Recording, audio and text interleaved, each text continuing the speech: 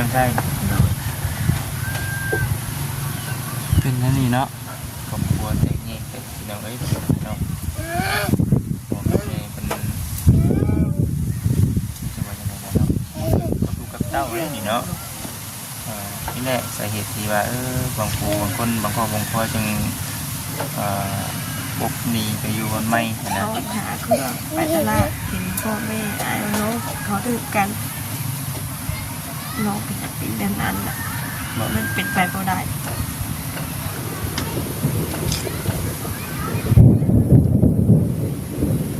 น้องก็คิดมอดพ่อกับแม่เบิ้ลน้องปากแล้วเบิ้ลกับปากแล้วเป็นกับพินหลักใส่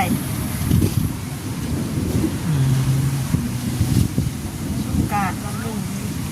น้องกระตุ้มมาเพิ่นกับภาพเนาะลูกผิดเมียผิดลูกผิดผัวผิดคอผิดแม่วันนี้นอนรับอยู่ว่าจะได้คืนมารับ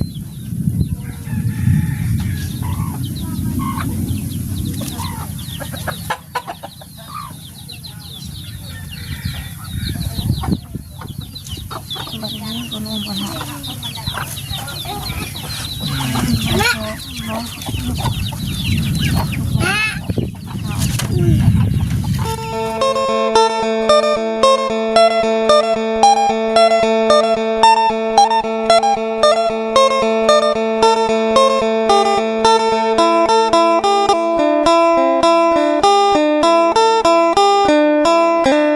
ฝนตกเลยพี่น้องเลยเนาะทักทายสบายดีเด้อพี่น้องเด้อเนาะชื่อชมไม่ละบันสาวชื่ออย่างไรก็ชื่อปุ้งสาวปงกระปุ้งเอาสบายดีเด้อสบายดีเนาะเด้อเนาะเฮ้ยเป็นที่ใดไปให้ลูกไหมสองคนนี่ป่ะลูกจะมี2 คนนี่เนาะ2 คนนี่เด้ลูกเราเด้ใหญ่เลยกดหนึ่งพี่น้องเลยเนาะพูดตามมาแต่หึงเนี่ยมาตั้งแต่กี่พุ่นเป็นได้อยู่ดีแห้งยี่ป่ะ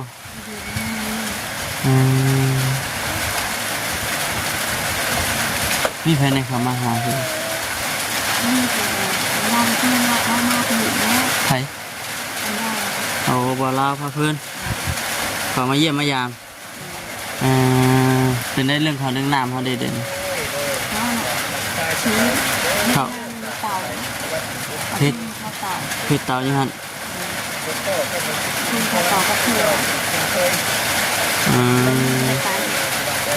มื้อนี้บ่ได้ไปกลัวเด้ฮะที่เป็นนัวเดี๋ยวมาบัดนี่อันของน้ำลังกระบ้าเขาบ่เป็นยังวะว่ามันเป็นแก๊สเลยนะเนาะแป๊บนึงเด้อสะปงเด้อคุณผ้าหลังมันตึงตั้งลูกชายสบายดีเพื่อนสบายดีด้วยล่ะสบายดีพวกนั้นดิสบายดีล่ะลืมแหละเนาะตุกแดดเนาะฝนตกเลยโอ้ผ่าฝนนี่เนาะที่เป็นในนี่เลยเปลี่ยนโฉมใหม่แล้วสะปงสักปีแล้วก็25 ปีก็บึงเจ๋งอยู่บ่ครับอันนี้ก็ได้เนาะจัดชื่อก็ได้เป็นอะไรเดี๋ยวนี้อยู่ดีไม่แห้งอยู่บ่คือว่าตัดผมเป็นยังไงตัดผมหึงแล้วแต่หึงแล้วมันบ่เบิ่งสุขภาพร่างกายเป็นได้นี่มันแข็งแรงอยู่บ่อย่ามาเป็นพยาธิพะเยาบ่ได้เป็นเนาะ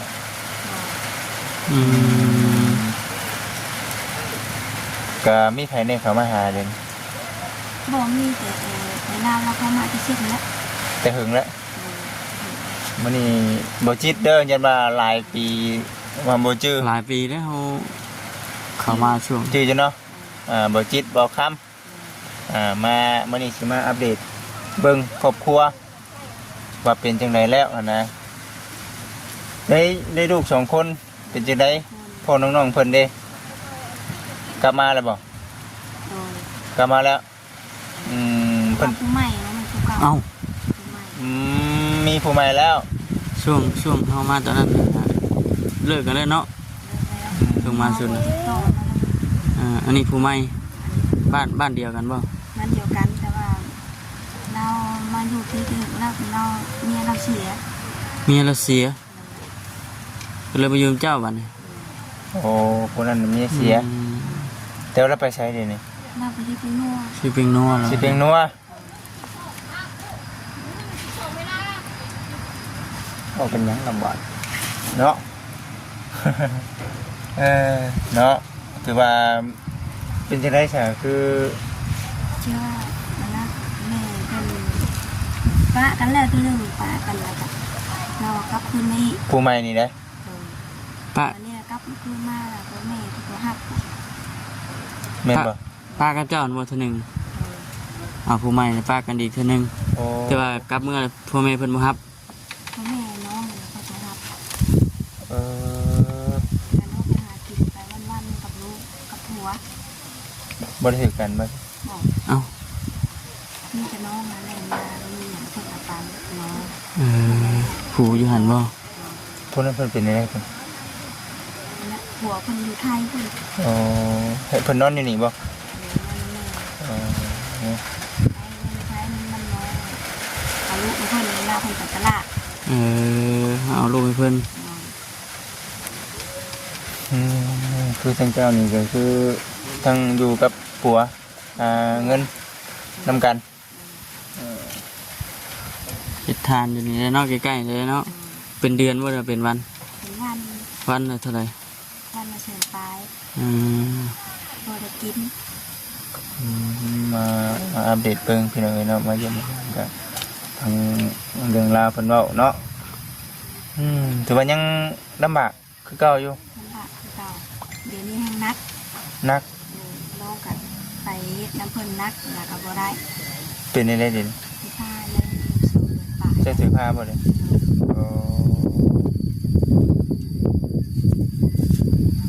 แล้วก็คืออยู่นำกันสำนี้เนาะ มีโครงบอก แม่นบ่ เลย ยังบ่ได้ขอ ยังไว้เพิ่นขาที่เสียนี่หาเงินได้ของเราว่า เบิดได้ก่อนครับ เอ้ยของผัวเจ้าอ่อนบ่ เลย หา โอ้ ก็ เอ้ย เสีย เราเสีย เวลาเสีย โอ้บัดนี้เราไปอยู่พุ่นเนาะเราไป เราก็เมื่อเทียบเมื่อที่มา เที่ยวเมืองเที่ยวมาเนาะวันนี้ก็เคยป้ากันเท่านึงแล้ว ปากหายโอ้ยอันนั้นคือแค่น้องอ่ะน้องเราอ่ะคือพอเข้าไปจะพิดกันแล้วเราก็เมื่อ อ๋อ พิดกันกับเรา อืม วันนี้ก็ขึ้นมาพ่อแม่น้องฮับ พ่อแม่เจ้าบ่ครับ บ่ได้ก็คือ เลย พอ บ่ได้ตามน้ำกันเท่ากับมื้อนี้ พอเฒ่ากับแม่เฒ่าบ่ฮับลูกเคยเนาะบ่ยอมฮับลูกเคย คือน้องไปดาวมาอยู่ห้ามทุกคนเลยเพื่อนกันคือ ฮะ มันน้องมาเสียมาหลายแล้ว รถ รถจักร รถจักรจะไปดาว ไปดาวรถโอ้รถ รถจักร หยังก็ รถจักรไทย รถจักรเก็บบ่โอ้บัดนี้น่ะคือไปผ่อนจักเดือนแล้ว คนใน3 เดือน ผ่อนได้3 เดือนหาบ่ทันบัดนี้ นั่งน้องปะกันกับเพื่อนแล้วกัน เอารถได้ซั่น ที่บ้านแม่ ตัวนี้อยู่ในแมวเลยโอ้ ทำงาน เพิ่นหาแล้วก็บ่หายเลย คือเมื่อที่ตายเอามาให้คนนี้กับเรากับเพื่อนคือ รถที่ว่าทางเพิ่นไป ตัวนี้โดยอยู่ในแม่แต่แม่เป็นคนไปจ่ายให้บ่วัน เพื่อนไม่ได้ไปจ่ายนะคะเพื่อนนะค้าเขาเพื่อนมาเอา ถ้าเขามาเอาเพราะว่าเฮาบ่ได้ส่งงวดเพิ่นแบบนี้นะบ่จิตเนาะ ไม่ใจงวดคนเดียว คือว่าคือว่าเราจ่ายให้บ่ได้จ่ายบ่ เพื่อเอาไว้หันซื้อ อะไรเงินเพิ่นนะ เอาจะบ่ได้ไปจ่ายเองบ่ เราก็ มาจับ เราก็บริจับรถจับรางวันนี้เนาะ แต่ว่าไล่ซื้อรถเป็นรถไผ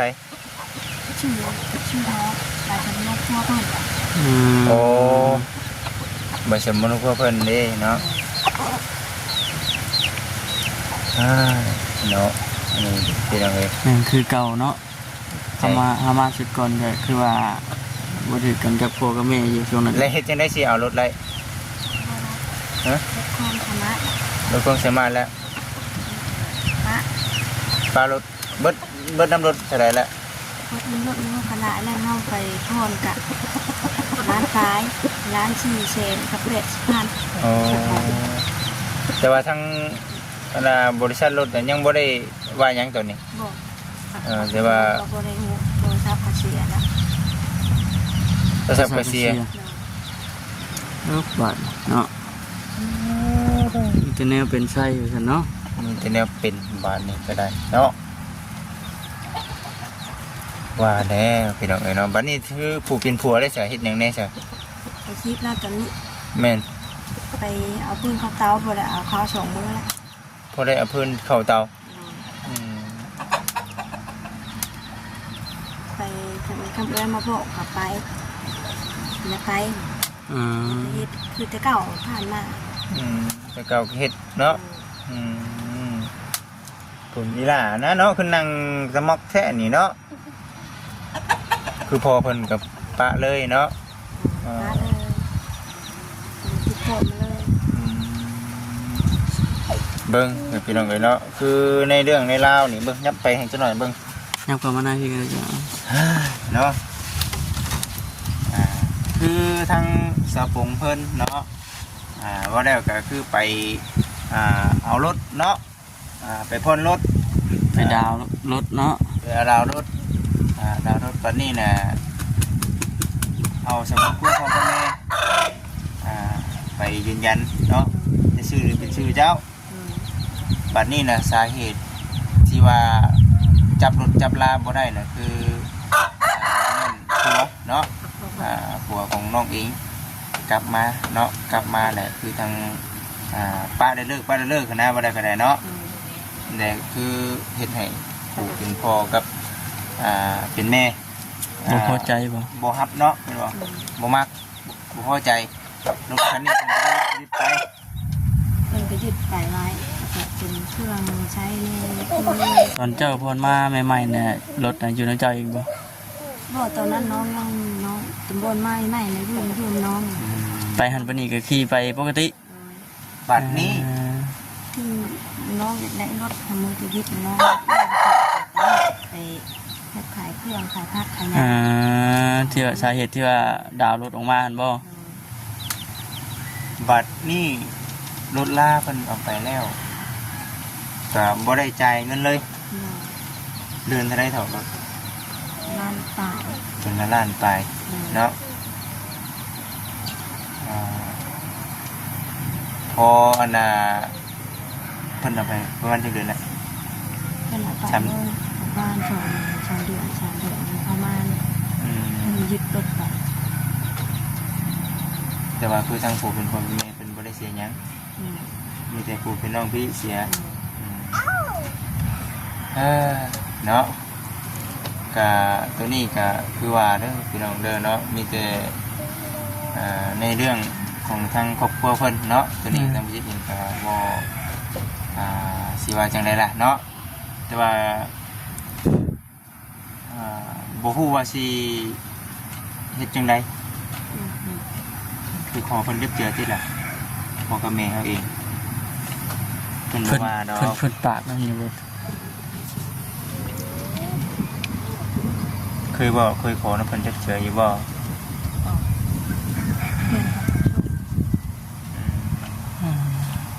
ถ้าหากว่าผัวเราบ่อยู่เด้ผัวเจ้าบ่อยู่เด้จ้ะแต่ว่าท้องนี่ติ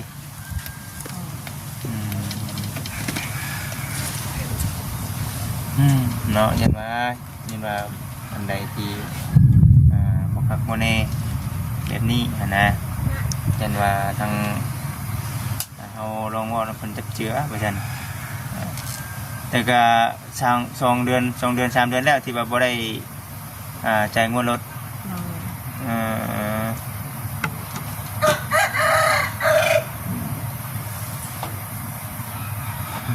เนาะแต่ว่าในเรื่องของบริจาคนี่มันน้อยได้ในเรื่องเขาเจ้ามาเอาแท้ๆเนาะเขาเจ้ามาเอาแท้ๆถ้าบ่ในนั้นได้พี่น้องเอ้ยเนาะทางเฉพาะทำไมเพิ่นบริจาคให้ในรอกเนาะได้ก็เป็นของเพิ่นแม่นบ่ถ้าสมมุติว่าเพิ่นไปจ่ายก็รถก็เป็นของเพิ่นอยู่แล้วเนาะนั่นนะเนาะนั่นแหละพี่น้องเอ้ยเนาะมันสิเป็นจักสิว่าจังไดเนาะ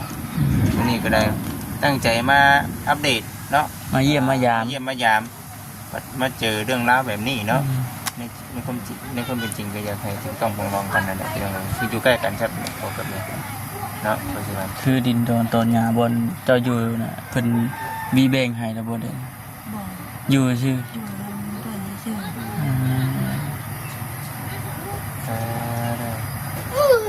ขอช่องเพิ่นทำมีร่างไปเพิ่นก็บ่อยากให้มาเรียนแหละเป็นนี่ได้ติดเพื่อนเพิ่นบ่ให้แล้วก็บ่มีชิดเนาะ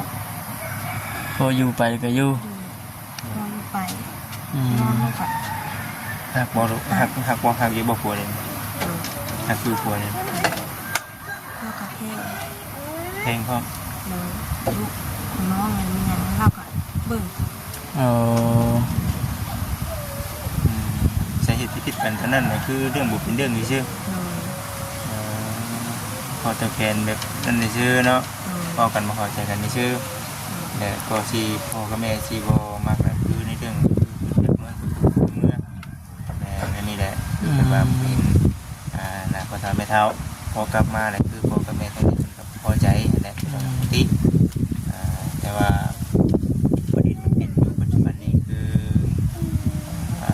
ทางพ่อกับแม่เพิ่นก็ว่าหากว่ามีบนอยู่บนชาบนใหม่เนี่ยให้ไปอยู่บนอื่นรถ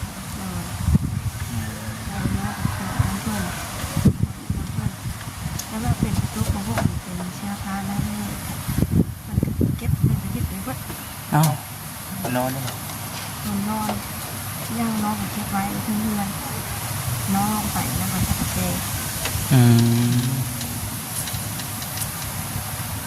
เนาะก็คิดว่าจะดังมันต่ำเอาเล่นมันเนาะเอาดีเนาะในนี้ก็ปิดได้ที่เราเลยเนาะเจ้าจะออกไปยังไงโอเคฮอตบอกกันนี่ฮอตนี่ว่า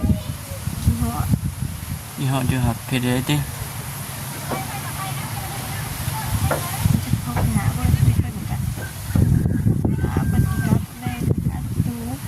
คิดใช่อาจจะดูใช่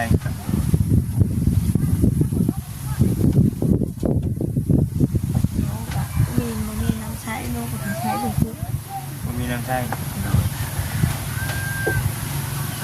เป็นนั่นนี่เนาะครอบครัวแตกแยกแต่เราเอ้ยเนาะ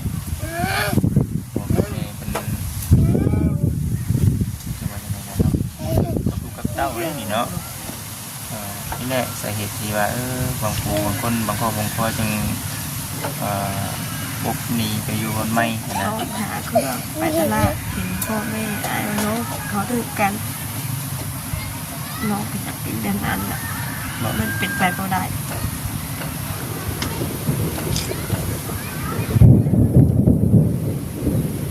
น้องก็คิดว่าพ่อกับแม่เบิ้ลน้องป้าแทนเบิ้ลกับป้าแม่เป็นเป็นหลักใส่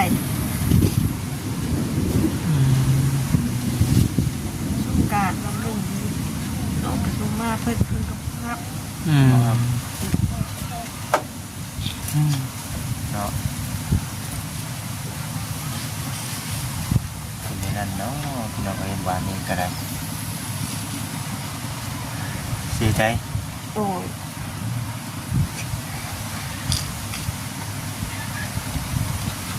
ก็เป็ เป็นเลยเนาะวันนี้ในเรื่องลูกเต้าเลยเวลาไปหาเพิ่นเลย ไปหาเพิ่นค่ะมันก็ว่าน้ำลูกน้ำหวานเพิ่น อ๋อน้ำอยู่ดี เป็นน้องเพิ่นปะตามเพิ่นว่าน้ำย่างกาย แต่อยู่ก็อยู่ซื่อๆนี่โมเมนต์ของเจ้านะ ที่ก็ไม่ที่จะให้ที่ต่อที่ที่ตัดเบิด อ๋อ บ่มีหยังเลย เห็นเวลาเชื่อคนกับเพื่อน เออเสือเดียวหมอหนึ่งหมอแกง หมู่หนึ่งหมู่เกงกันมาสุดก่อนด้วย มาทุกคนเพื่อไปเบิด เอ้า แล้วนี่ออกกูเลื่อนอันนี้ยังไง เออ เจ็บทั้งที่เบิด ประเด็นเป็นนี่เด้อพี่น้องเด้อเนาะเจอเสียใจหลายลูกลาที่ลูกเต้าตั้งใจมาพรเนาะมันเอาคำว่าบอกกับแม่เป็นยึดไปยึดคือยึดให้เขาให้ทางด้านของเจ้ามายึดเอานะว่าเนาะความหมายเป็นอะไรเนาะ เนาะเป็นนั่นแหละ ถ้ามันมีเงินทุกคนกันเป็นอยู่มันอยู่น้ำเมากับ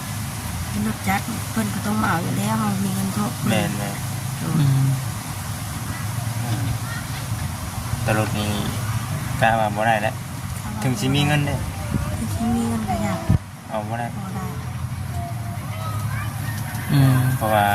ถ้าหากเขามีเงินแท้แล้วไปซื้อรถได้อยู่ถ้าหากอันนั้น ค นี่ วาม ครับ หมายของน้องความคิดของน้องที่น้องเอามาน้องเขาอยากย่างเขาอยากยืมรถเพิ่นเขาเล่นไปมีงานในชายฮิตแล้วก็ไปมันสบายดีกว่าให้ย่าง เนาะ แต่ว่าหนูเป็นคือคิดวันนี้เนาะ แล้วมันเป็นที่คิด ไปเด้อพี่น้องเด้อบ้านนี้ก็ได้เนาะบ้านสาวปงเนาะ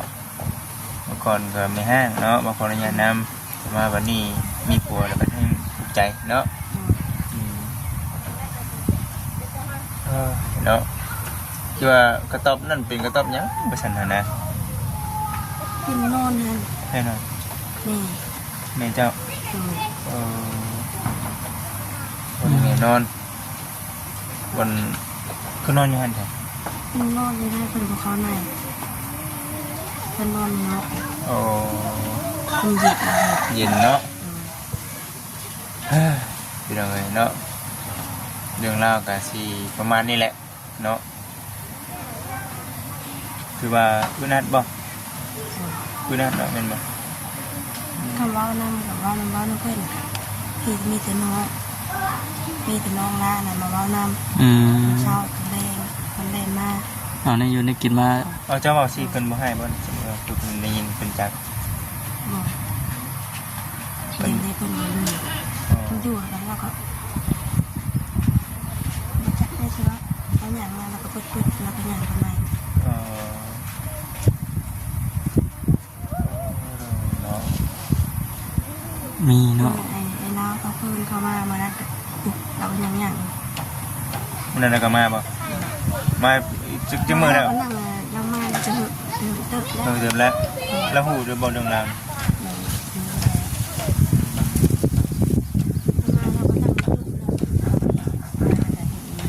เรามาเราอย่าง ยังนี่หรือว่ายังบ่ใช่ อย่างนี้ โอ้บ่ให้สัมภาษณ์นะโอ้เนาะแต่ว่าทั้งบ่เล่าพอฮู้เรื่องราวนี่อยู่แม่นบ่และพอเพิ่นมาสัมภาษณ์น่ะมีผู้หลักผู้ใหญ่เพิ่นช่วยพอมีช่วยแล้วเพิ่นเอาไปเครื่องของเพิ่นเอาไปแบบนี้นะถึงสิช่วยหยังก็ตามแต่เพิ่นเอาไปแม่นบ่นอกจากว่าเฮาไปอยู่ที่เฮาอยู่ไกลๆไปไล่บ่ในความคิด ได้ถ้ามันอยู่ก็เห็นยังอยู่ไปมันก็ทุกข์ใจเนาะพ่อแม่ก็ว่าน้ำเรามีแต่น้อง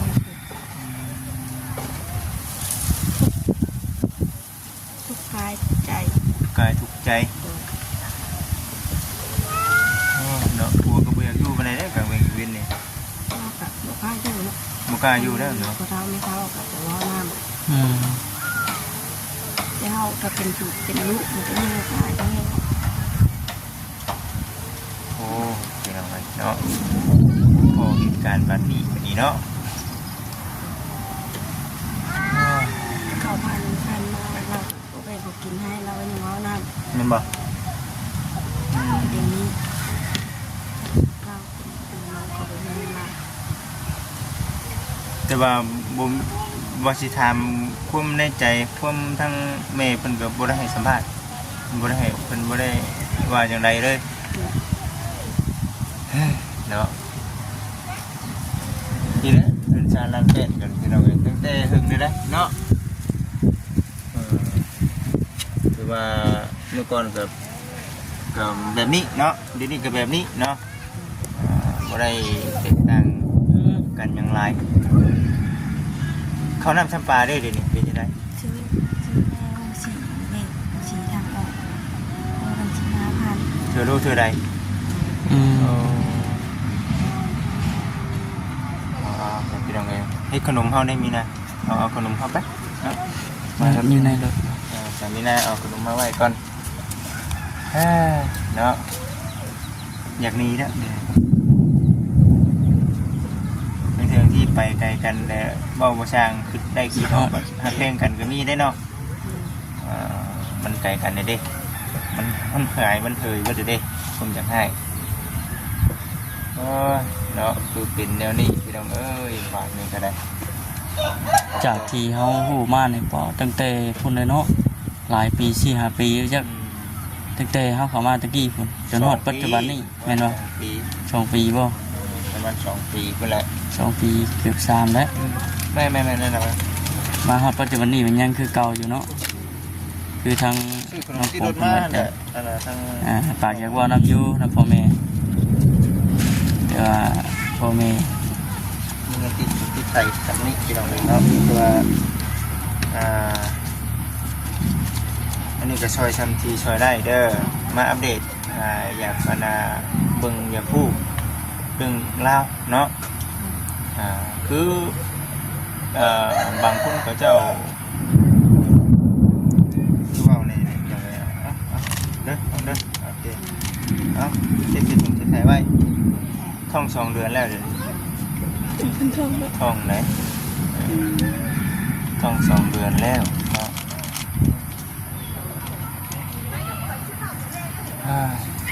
นี่ก็เป็นFC ประมาณนี้แหละจ้ะเนาะ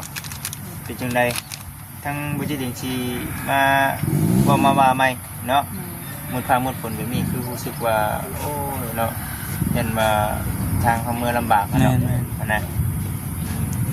แล้วก็จะเข้าขึ้นอย่างไรเด้อเนาะอันนี้ก็ให้ FC เนาะ เจารณาใส่กัน พิจารณาใส่กันในพี่น้องเด้อทั้งบุจิติงนึงมากกับบสะดวกในสีว่าอย่างไรน้ำแดงเนาะที่ว่าจังไรโตพี่น้องเนาะแต่น้องจะคนเลยสี่ในโชว์ อยู่บ้านเลย คนว่าน้ำจะคน บ้าน2 คน มีคนว่าน้ำจะคนเขาเจ้าก็แทงอยู่คนจริงเจ้าก็มีครอบครัวเขาเนาะครอบครัวเขานี่นะเนาะคือไผ่คือมักได้ดิตัดสินใจทำมามีเงินมีคำเนี่ยคือจะไปชื่อทีไหมพระเดิมพลังเนาะโอ้ยพี่น้องเลยไอ้สันพี่น้องFCเนาะสีในนี่เลยพี่น้องเลยเบิ่งเอาก่อนอื่นมึงเอาบอกคำพลังก็ตามแต่เนาะสีเบ้าสีถามไทยทางน้องเพิ่นเอาคือถ้าหากว่าผู้รักผู้ใหญ่เป็นนางทางอยู่แบบนี้เราจะให้เป็นชอยยังนุกมือขึ้นเราบอกออกจากใจ พ่อนะน้องอยากไปที่อยู่น้องบอกอยากอยู่บางนี้ บริอยู่นี่พ่อกับแม่ เป็นบอกพ่อกับแม่ คิดฮอดอยู่ เนาะอยู่ แต่ แต่เฮาอันนั้นเพิ่นบ่ได้เพิ่นบ่นำ เพิ่นบ่นำ เพิ่นก็คือสิอยากให้น้องหนีจากนี้ ก็เลยคิดว่าท่านผู้ใหญ่เพิ่นเบิ่งจากบ่อยู่กันใหม่ที่ของตัวเองบ่มีบ่พี่น้องบ่มีหยังเลย มีหยังเลยส่วนมันเพิ่นก็ที่น้องปลูกไปตอนนั้นเพิ่นก็เฮ็ดคืนเบิดมีหยังก็บ่มี ทำสิปบไปอยู่พุ่นก็อยู่บ่ได้ของเพิ่นทุกสิ่งทุกอย่างเพิ่นบ่ให้ ของเพิ่นหาย นอกจากเขาหาเงินซื้อเองก็เลยอยากให้ผู้ใหญ่เพิ่นช่วยฟังว่าต่อรถนี่แหละก็ได้มีแต่ให้ทางพระผู้ใหญ่เพิ่นพิจารณาหั่นแหละเนาะแต่ว่านี่ผู้ใจแห้งผู้ใจแห้งเนาะเดี๋ยวนี้เนาะ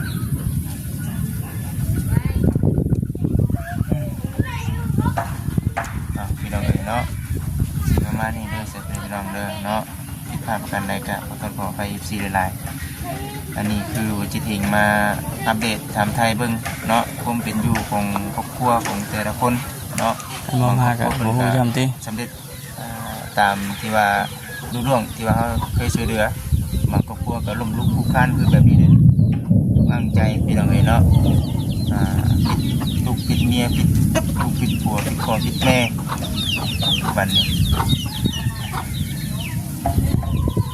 นอนรับอยู่ว่าแต่เด็กมารับ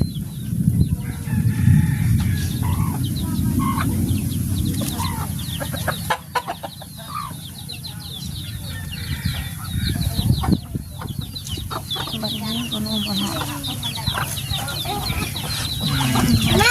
น้อง